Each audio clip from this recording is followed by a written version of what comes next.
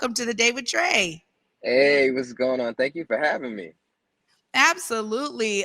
Like as I said to you before, I've been a fan for a really long time, and it's exciting that you will be here in the Seattle area. Before we get into you coming here, I want to talk a bit about the beginnings of you in music. I mean, you have been a singer songwriter, doing so many different things, dropping music for years. Tell us about what made you say, you know what, I do have a voice, and I'm gonna use it for R&B. R&B is my first love. From a youngster, my parents, played a lot of '70s music. Even though I was a '90s baby, they were in love with the '70s, so I was in love with the '70s. And so, with that being said, the seed was planted as far as the history of R&B, and just kind of like falling in love with all of the artists: Stevie Wonder, Donny Hathaway, Marvin Gaye, Patrice Rushen, Prince, Michael. The list goes on and on of so many great artists, even until today. And so, yeah, that's really how it started. And then, being from DC and that being Chocolate City, that helped as well because, it was a city that really encouraged authenticity and entrepreneurship and, self-discovery. And so, it was a great melting pot and a place to really get, my feet wet as it pertains to being an artist and having my love for R&B as well. Well, you're so right about that, and we know so many different cities have changed. Waves of gentrification have been hitting our cities, and I was Mhm. there in DC. I was at Howard Yeah, 2000, and it was still popping. I'm so glad I got that experience because that's right. it felt like Chocolate City still. And so I love hearing that you have this musical background. So many amazing artists. It starts from such a young age with those family influences. So it's Mhm. great to hear that your family was a key ingredient to what you're bringing out into the public now. But this music that you create, I want to hear about some of the inspiration because you really hit on some major nodes when it comes to love, when it comes to connection. Tell us more about some of the process of you creating some of the great, amazing cuts that you've been able to make thus far. Well, thank you so much. It all boils down to honesty, transparency, your willingness to be able to connect as well. I think that as creatives, the better that we get, it's a fine line in between self-serving our own flesh in the sense of saying, this sounds good to me, or I think that this is dope, more so than saying, okay, well, what do the people need and what do they want to hear? What's missing as far as within the space?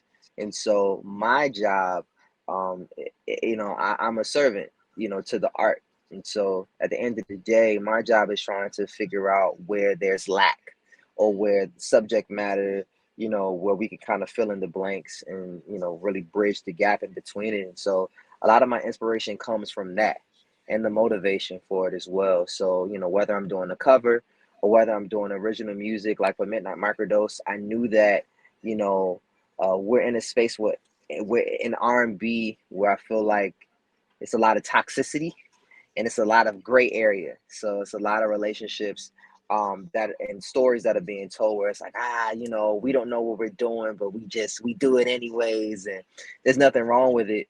But there has to be another side of it, and that's clarity. And so, that's what I want to bring to the table at this point in my career is offerings of clarity. There's nothing wrong with, being a working woman and a working man that wants to find their uh significant other or to stay together with their significant other and not for things to be so gray, but to be clear or to encourage clarity in people's lives. And so that's my motivation behind, the music and, creating some of the stuff. I really enjoy hearing that because we keep hearing this narrative of R&B dying, right? And like the ideas of us being in these amazing, you know, one-on-one relationships. Like, oh, that's dead. You know, people want to surf around. They don't want to necessarily have Mhm. to settle down. I love hearing you say that, Kevin. Let's keep that energy because, you know, when I talk to younger generations, they're like, yo, it's not the same as when you were growing up. My younger Yeah, siblings tell me that all the time. It isn't the same. You know what I mean? It's hard to find good quality women or good quality men out here. And I'm like, yo, you know, that's hard for me to hear because I want to believe in love. And yeah. R&B has always been one of those art forms that really hones in on that relationship, you know, Mhm. and really understanding and exemplifying what it means to be in relationship, whether it gets through the tough times, whether it's, you know, you're on cloud nine. It's the Yeah. full spectrum. So I love that you have that intentionality in the music you're creating, but it also draws folks in. I mean, how have a lot of your fans been able to receive your works over time? Because you've been really consistent by putting music out there and in a sense being true to you, but also giving folks what they really need and what they want to hear. How have you been able to receive some of that love coming from your fans? Oh man, I mean, having fans and having an audience to begin with is a blessing within itself because I remember even starting my independent journey and telling my small team at the time, I'm like, we are at zero streams. You know what I mean? Like we have zero. Like we're starting at ground zero. Whatever happened years prior, that doesn't matter.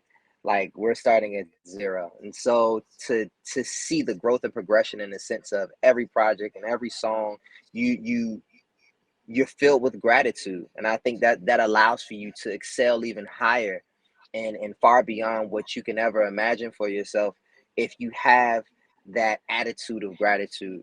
It allows for your territory to expand as well. I mean, this whole project Midnight Microdose is based off of my audience and their comments saying, look, Kevin's music is always so short, but we love it. But why are your songs so short? And so for me, instead of saying, you know what, I'm gonna elongate all of these songs because this is what they're asking, I decided to lean in more on it and to really make a whole body of work of short songs. And the reason why is because of the day and age that we're in as far as streaming. So if the song is potent enough or if it's good enough, then it brings replay power into it. And so it helps our bottom line as artists, but then it also allows for people to enjoy the process of really getting to internalize a song. Then that transitions into your desire to come and see me live, right? And so it opens a whole Pandora's box into the possibility of artist to audience relationship. And so I appreciate it and I don't take it for granted. So it's been amazing for me. That's really great to hear because, you know, for me, so I think sometimes there's maybe a misnomer too about like, man, you know, well now Kevin, you know, you went from independent, now you big time. You know what I'm saying? Billboard charting. You know, are you still listening to us as fans? And that's so key to talk about the foundation of gratitude as a Billboard charting artist, Kevin. That's really great to hear because you know we in terms of those of us who support artistry and really Mm, help artists get to that place, I mean, it's because folks are listening, right? yeah. Because folks are tapping in. And so I appreciate your you even just saying right now, like,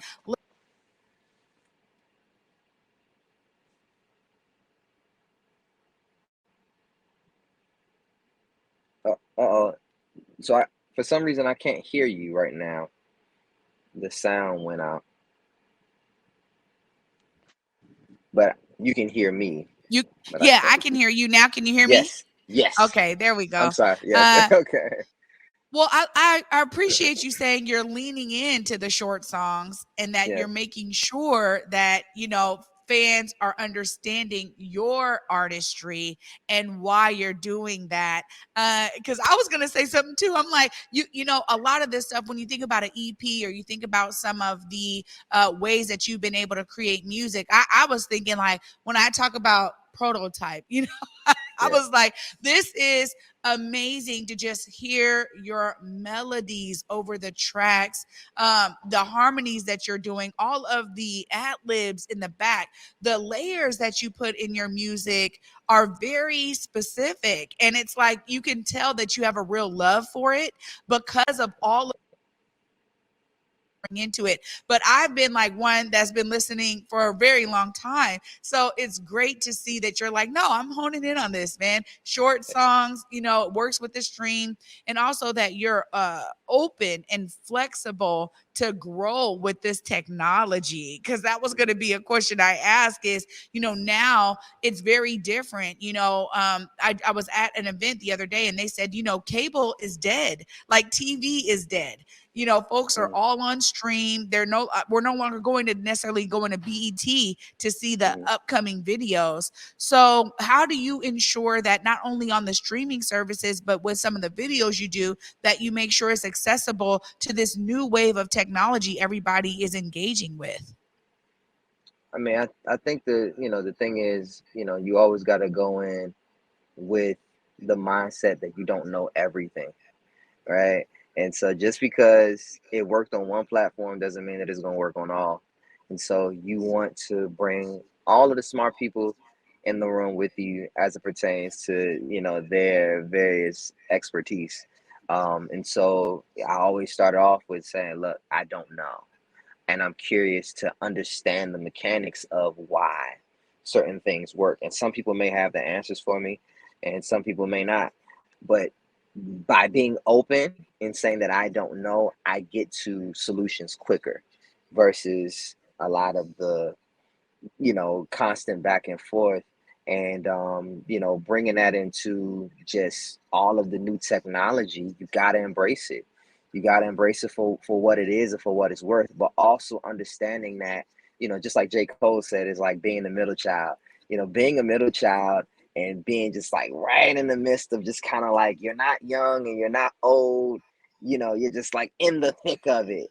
Our responsibility is to be a bridge, right? We're bridging the gap between generations. And so, you know, I think that we have the toughest job as being architects, to these multiple generations that will be coming after us and those that came before us, and really, like, holding that line together.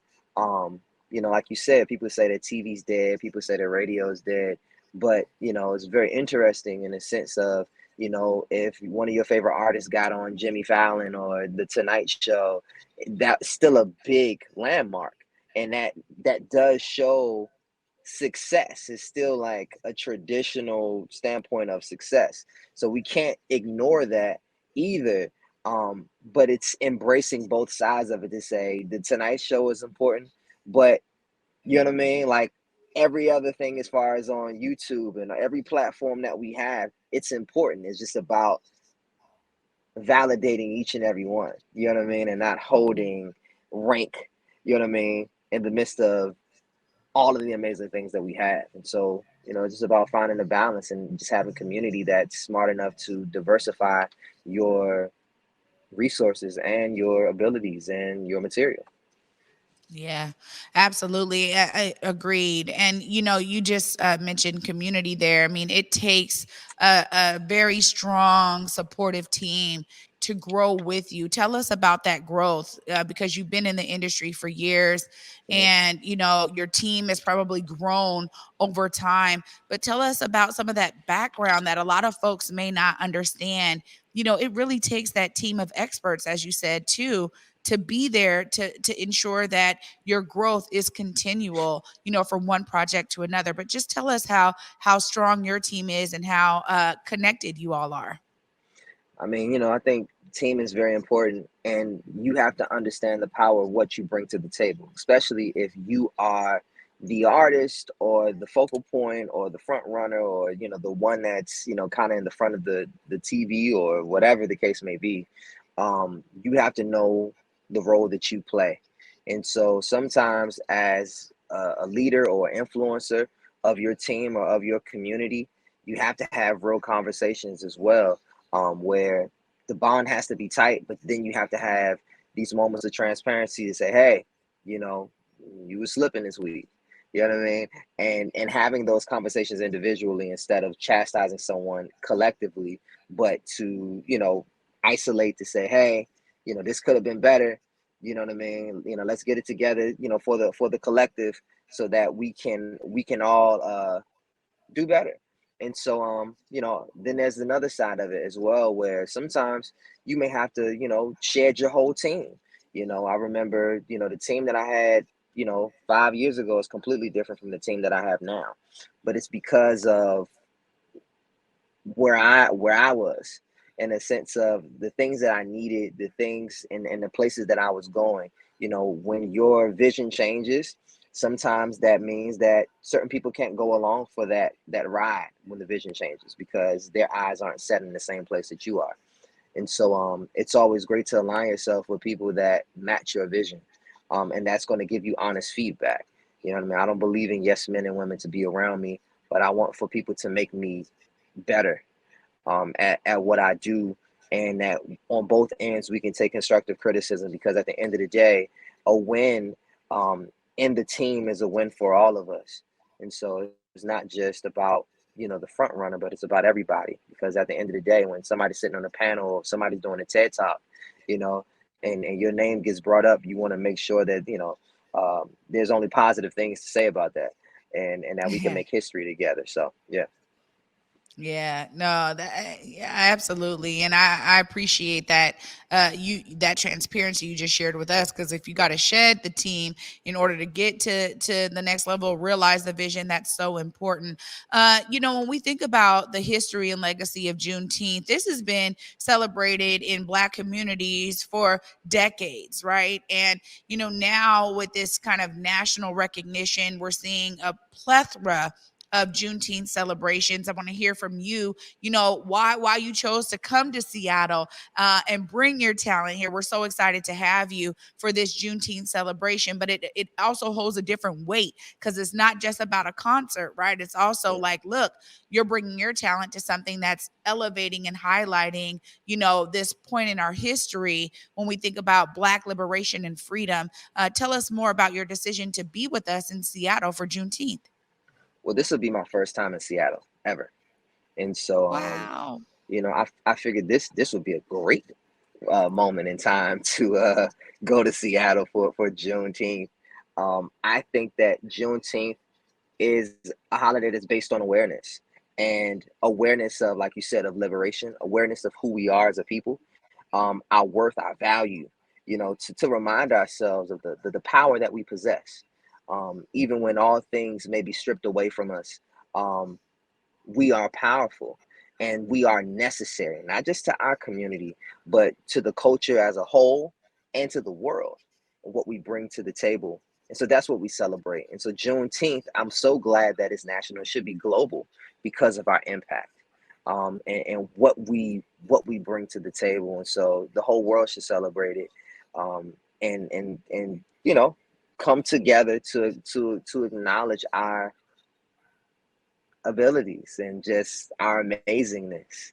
And so yeah, I think this is going to be an amazing celebration, and I'm excited. I'm excited to experience Seattle and see all of these melanated faces. Because when you think of Seattle, you may not think of a high potency of melanin. And so I'm looking forward to just seeing all different kind of faces in the crowd, and for all of us to celebrate together. Well, I'm so excited that you are here, that you're going to be here with us celebrating on Monday. I look forward to being with you at Juneteenth. Thank you so much for making time in your busy schedule to join me on the day with Trae today. This is such a huge honor to be with you. Kevin, thanks so much, and I'll see you on Monday. I will see you on Monday. It's gonna be a good time. Absolutely.